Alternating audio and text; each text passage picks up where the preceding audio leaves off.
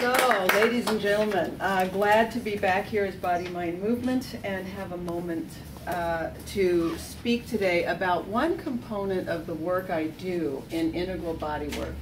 And I wanted to focus on the subtlety of the body and the subtle energy flows that are in the hierarchy of how the body is developed.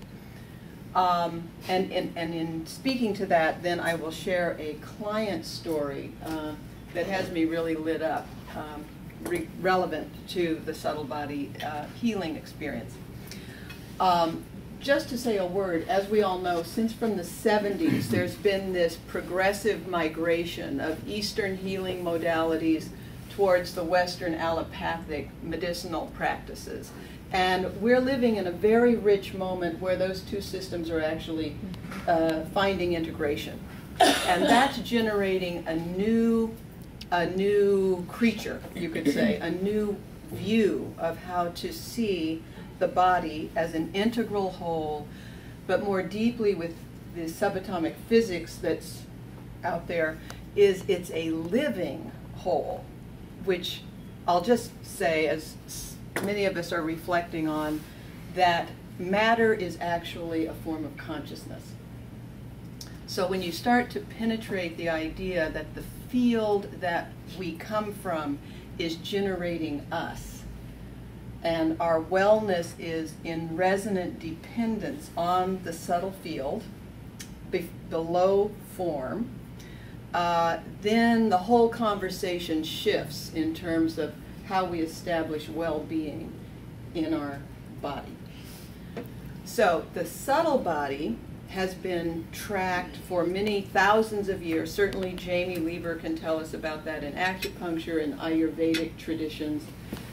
And though it flows as the current of life in the body. And it is flowing first before there's form. Certain practitioners have the ability to sense that flow. And when the flow is in balance, that correlates to a vibrant health, a good, healthy system. When it's out of balance, that's where there's dissonance, disruption, illness, cancers, etc., etc. So the resonant field is what we're talking about with wellness. I had a recent client who was referred to me by a naturopath. This is a young male professional, middle 30s. He comes in presenting an undiagnosed pain behind one of his eyes that is affecting his sight. It's affecting his, headaches, pain, various things. He's been to every allopathic modality. He's had MRIs, he's seen eye specialists. There's not an allopathic doctor who was able to see anything that was supporting why this consistent constriction was there. To the point that they were actually saying, well, we have to create a new syndrome because we don't know what this is, right? Man's desperate because this is inhibiting his life. Desperate might be too strong. So he comes to me in that condition. I take a full history. Nothing in the history I'm getting that would point to an eye problem. And then I begin to ponder, and as I get his reality and his history, I'm asking, is there anything that you don't want to look at in your life? Right? I ask that question. No, not really. So the next thing we do is we go to the table, and he lies down, and I go and cradle his head in a cranial sacral kind of an approach. And as I paced and led him into a deep relaxation, so he's dropping into his back body, the body's becoming very quiet and tranquil, kind of like that integration stage that Rick was pointing to, very receptive. And in that, as the body quiets, the resonant field becomes louder, right? It becomes more perceptible.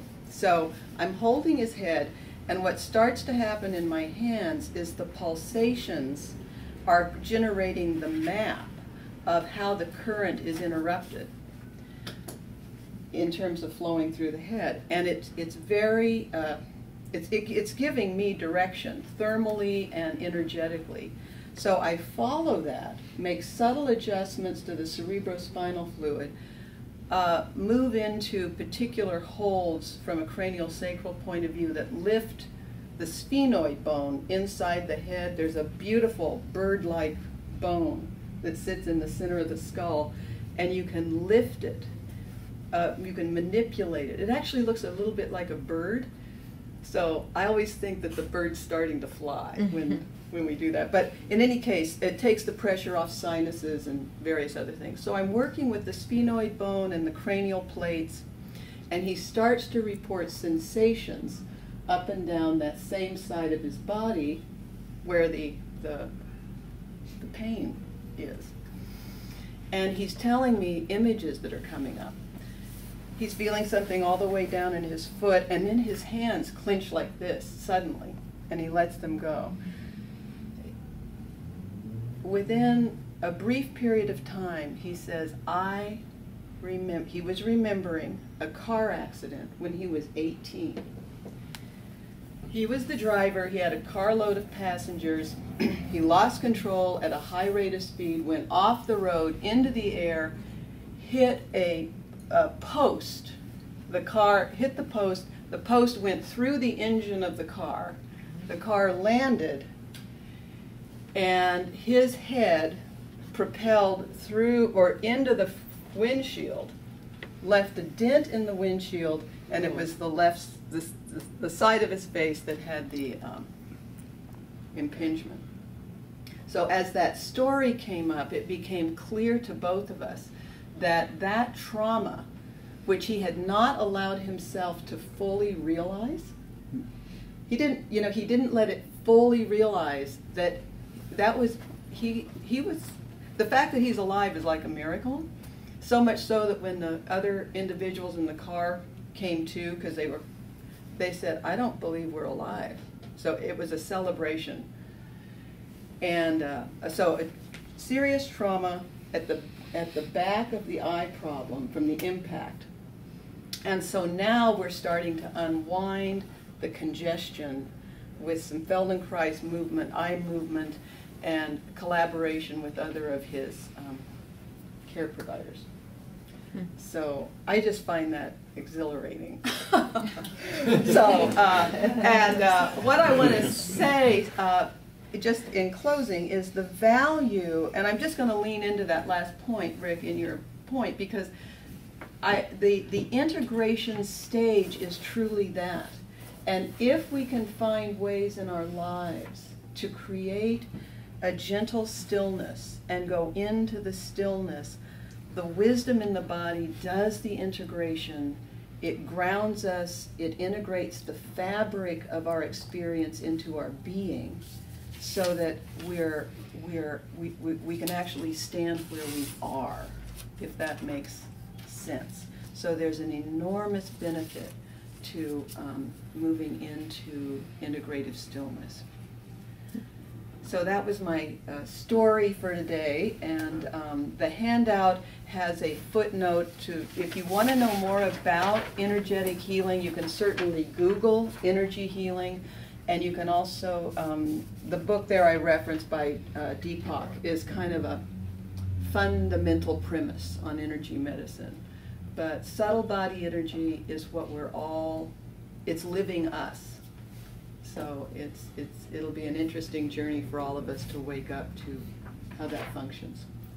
So do I have any time for a question? 1 minute for a question, says Bill. Any questions? Yes, Margaret. So the first thing you do is that you sit down and you talk with the person to find out kind of where they are. Yeah. And then I take